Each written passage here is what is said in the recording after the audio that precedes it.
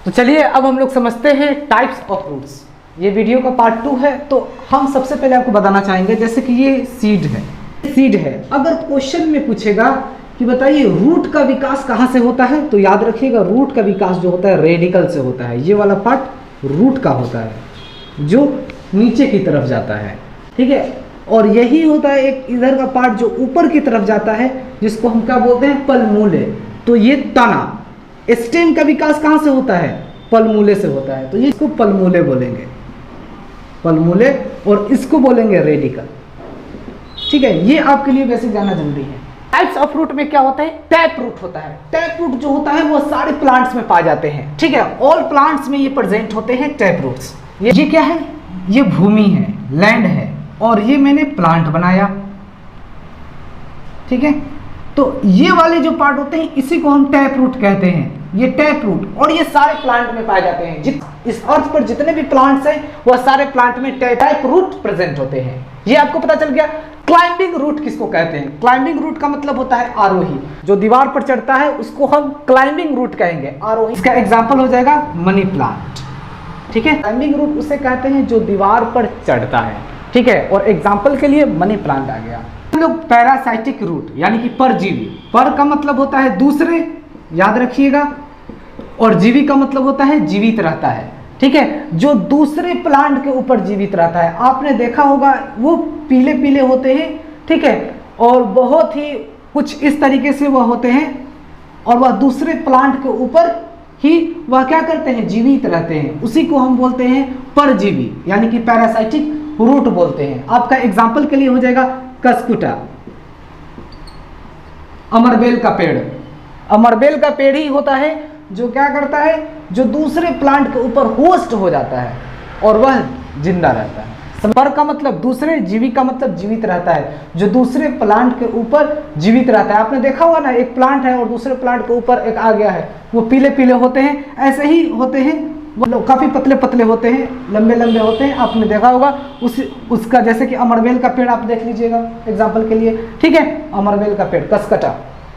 Epiphytic root, epiphytic का मतलब होता है अधिपाद। अब इसको समझ लीजिए, अधिक का मतलब होता है ऊपर, और पाद का मतलब मैं आपको बता रहा हूं। जैसे कि ये है लाइन, ठीक है, और यहां से मैंने एक खींचा तो ये पाद हो गया। इसी को हम पाद बोलते हैं। मैथमेटिक्स में आपने पढ़ा होगा, ठीक है, हाइट एंड डिस्टेंस में इसको पाद बोलते हैं, ठीक है। तो मान लीजिए कि कोई अधिक का मतलब ऊपर, यानी कि कोई प्लांट है, कोई पेड़ है, ठीक है, और उस पेड़ के ऊपर एक और क्या हो जाते हैं, एक और पेड़ हो गए, उस पेड़ के ऊपर एक और पेड़ हो गए, तो उसी को हम क्या बोलेंगे, अधिपाद बोलेंगे या इफिफाइटिक रूट बोलेंगे, जिसको हम अर्किड का पेड़ होता है, बहुत सारे इसमें हो जाएंगे, ठीक है। तो अधिपाद, पाद का मतलब इसका जो ये वाला पार्ट है ना, ये यहां रहेगा, ठीक है। आपने देखा होगा कि एक पेड़ है और उसी पेड़ के ऊपर, ठीक है, उसी पेड़ के ऊपर एक और पेड़ है, और वो कुछ अलग ही है, एक जैसा नहीं है, अलग ही है। इफिफाइटिक रूट बोलेंगे। समझ में आएगा क्लियर। एडवेंटिटियस रूट का मतलब होता है जो भूमि के ऊपर होते हैं, ठीक है। अब एग्जाम्पल के लिए आप सारे चीजें लिख सकते हो जिसकी भूमि के ऊपर जो जड़ होते हैं वह आपका हो गया, जैसे कि बरगद का पेड़, बरगद का पेड़ देखा है, ठीक है, मक्का का पेड़, गन्ना का पेड़, ठीक है। तो ये एडवेंटिटियस है, ठीक है। एडवेंटिटियस रूट का मतलब होता है अपस्थनीज। ये सब के जो रूट होते हैं कुछ ऊपर ही होते हैं, यानी कि एडवेंटिटियस रूट उसे बोलेंगे जो भूमि के ऊपर होते हैं। और ये तीनों के, बल्कि और भी बहुत सारे प्लांट्स हैं जिसके भूमि के ऊपर रूट होते हैं, उसी को हम एडवेंटिटियस रूट कहेंगे। एडवेंटिटियस रूट जो दो पार्ट होते हैं, स्तंभ और अस्तंभ, ये दोनों को समझा लेने के बाद फिर हम लोग पढ़ेंगे मॉडिफाइड रूट, मतलब जो खाने के योग्य होते हैं रूट, उसके बारे में हम पढ़ाएंगे। तो एडवेंटिटियस रूट को 2 पार्ट में डिवाइड कर रहा हूँ, ठीक है। एडवेंटिटियस रूट को मैंने 2 पार्ट में डिवाइड कर दिया, स्तंभ कॉलम रूट और अस्तंभ कॉलमनर रूट, ठीक है। अब आपको यहां ध्यान दीजिए, स्तंभ रूट किसको कहेंगे, यानी कि कॉलम रूट किसे कहेंगे। हम लोग भाई घर वर मकान बनाते हैं ना, कहते हैं कि कॉलम कीजिए, ठीक है। मेरे मकान में कितने हैं कॉलम, 9 कॉलम है। तो ये कॉलम जो होते हैं ना, जिसको हम पिल्लर बोलते हैं, पिल्लर, ठीक है। जब लैंटर होता है तो पिल्लर होते हैं ना भाई, घर के लिए हम लोग पिल्लर दिलवाते हैं। कॉलम तो वैसे ही सीधा, तो वो जो कॉलम होता है बिल्कुल सीधा होता है, सीधा होता है।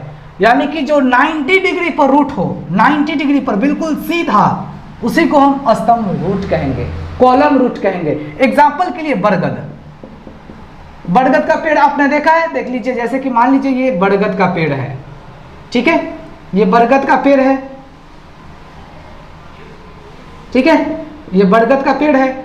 बरगद के पेड़ के ऊपर ये इस तरीके से होते हैं ना, बिल्कुल सीधे सीधे होते हैं उसके रूट, इसके सीधे सीधे रूट होते हैं, ठीक है, और वह जमीन में टच होते हैं और जमीन के ऊपर भी होते हैं, ठीक है, जो ज्यादा दिन के हो जाते हैं बड़े बड़े, वो बिल्कुल जमीन के टच हो जाते हैं, ठीक है।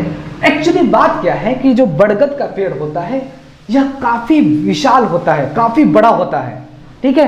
तो जब काफी बड़ा होता है तो इसके जो ब्रांचेज हैं, जो शाखाएं हैं, बहुत दूर दूर तक चले जाते हैं, बहुत दूर दूर तक चले जाते हैं। अब उसको इसको अगर सपोर्ट नहीं मिलेगा, वो भी 90 डिग्री पर, तो फिर ये विशाल कैसे हो पाएगा, नहीं हो पाएगा।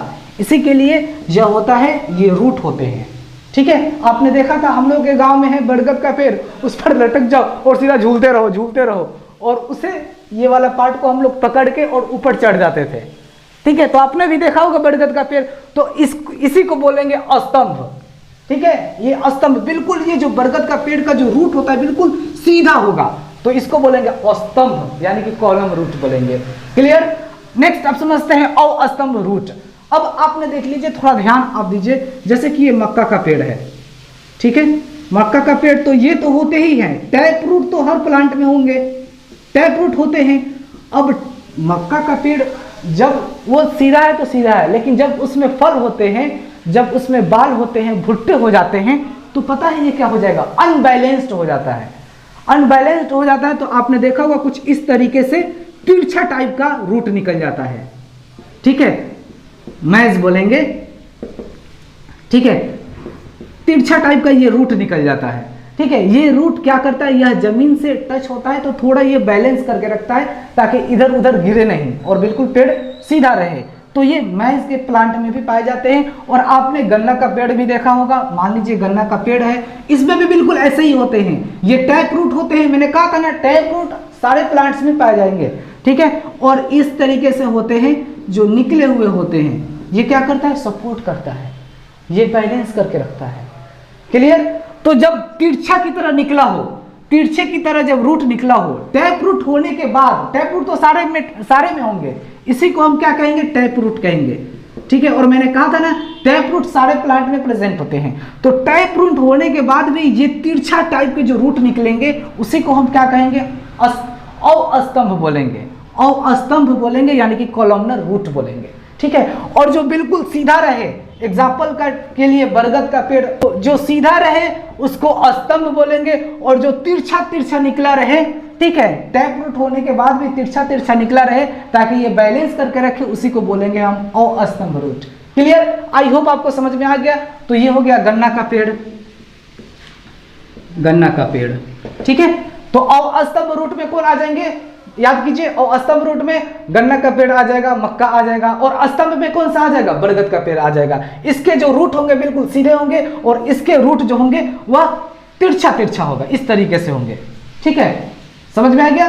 क्लियर यहां तक। नेक्स्ट अब हम लोग समझते हैं मॉडिफाइड रूट। मॉडिफाइड रूट का मतलब होता है, रूपांतरित रूट होते हैं जो खाने योग्य होते हैं, जो हम लोग खाते हैं। अब उसके बारे में हम लोग स्टडी कर लेते हैं, आप इसको अपने कॉपी में राइट कर लीजिए। देखिए, मॉडिफाइड रूट वो होते हैं जो ज्यादा बड़े नहीं होते हैं, और ज्यादा बड़े नहीं होते हैं तो उनको ऐसा लगता है कि अगर हम इसे ऊपर की तरफ अपना फल दे रहे हैं तो कोई भी तोड़ के आसानी से खा लेगा। इसीलिए ये क्या करते हैं, वह अपने फल को नीचे की तरफ ही दबा लेते हैं, नीचे ही रख लेते हैं, ठीक है। और ये एग्जाम्पल के लिए आपके लिए हो जाएगा, जैसे कि गाजर, गाजर खाए हैं, लाल लाल होता है, ठीक है, बहुत इसमें प्रोटीन्स होते हैं, ताकत बहुत होते हैं, खाना चाहिए। गाजर का हलवा भी होता है। तो गाजर का पेड़ हो गया, गाजर नीचे ही तो होते हैं, जमीन के नीचे होते हैं, ठीक है, गाजर हो गया। फिर हो गया मूली, चुकंदर, ठीक है, स्वीट पोटैटो, सलजम, ये मॉडिफाइड रूट कहलाएंगे। मॉडिफाइड रूट का मतलब होता है रूपांतरित जड़, यानी कि वह जड़ जो खाने योग्य होते हैं, ठीक है। तो याद रखिए, हम किस किस जड़ को खाते हैं, मूली खाते हैं, गाजर खाते हैं, चुकंदर खाते हैं, ये स्वीट पोटैटो खाते हैं, शलजम खाते हैं, ये सब जड़ ही तो होते हैं। ठीक है, ये सब क्या होते हैं, ये सब मॉडिफाइड रूट होते हैं। ठीक है, जो जमीन के अंदर होते हैं, जो ये खाने योग्य होते हैं, जो हम लोग खाते हैं। ठीक है, समझ में आ गया यहाँ तक? क्लियर? इसके बाद जो आने वाले टॉपिक होंगे वह हम पढ़ाएंगे आपको स्टेम के बारे में। ठीक है, एक बार मैं और बता देना चाहता हूं, ये जैसे कि सीड है, अगर आपसे कोई पूछे कि बताइए रूट का विकास कहां से होता है, तो आप क्या बोलिएगा? रूट का जो विकास होता है रेडिकल से होता है, ये रेडिकल बोलेंगे। ठीक है, ये रूट है जो नीचे की तरफ जाएगा। ठीक है, कहां से होते हैं? रेडिकल से होते हैं, ये याद रखिएगा। अगर आपसे कोई पूछता है, अब इसके बाद जो आने वाले हैं आपके वीडियो, वो होगा, हम पढ़ाएंगे आपको पलमूले से होंगे। ठीक है, ये स्टेम बोलेंगे। तो स्टेम का जो विकास होता है वह कहाँ से होता है, यानी कि स्टेम का जो ग्रोथ होता है, स्टेम कहाँ से निकलते हैं? तो स्टेम जो निकलते हैं कहाँ से निकलते हैं भाई? तो पलमूले से निकलते हैं, याद रखिएगा। ठीक है, समझ में आ गया? क्लियर?